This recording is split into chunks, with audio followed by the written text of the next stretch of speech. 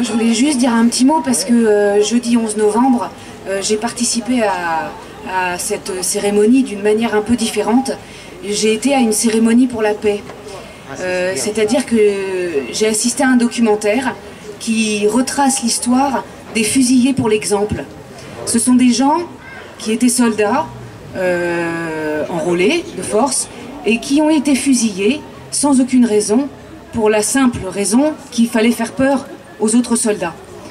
Et ces gens-là qui sont décédés, qui ont été assassinés, donc, leur famille n'a pas reçu d'aide, évidemment, après leur mort, rien du tout. Et ils ont été regardés avec une certaine honte dans certains villages, limite pris pour des déserteurs ou des objecteurs de conscience.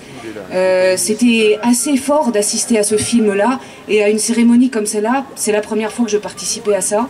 Et voilà, et j'ai appris à cette occasion-là qu'il y avait plein de monuments en France, il y en a plus de 300, qui célèbrent la paix et pas la guerre. Et on les reconnaît à quelques irrégularités par rapport à ce que demandait l'État à cette époque-là. Il y avait un cahier des charges très précis. Il fallait valoriser la guerre, valoriser l'honneur d'être mort au combat, voilà, et surtout le courage d'avoir été se jeter dans la gueule de l'ennemi.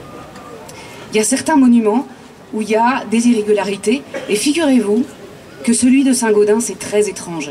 Vous irez voir en repartant, en descendant, là il est juste en bas, c'est une femme qui décroche un homme d'un poteau. Mais ça, c'est pas une mort au combat. Ça, c'est la mort de quelqu'un qui a été exécuté. Et pour quelle raison a-t-il été exécuté? C'est la question qu'on peut se poser.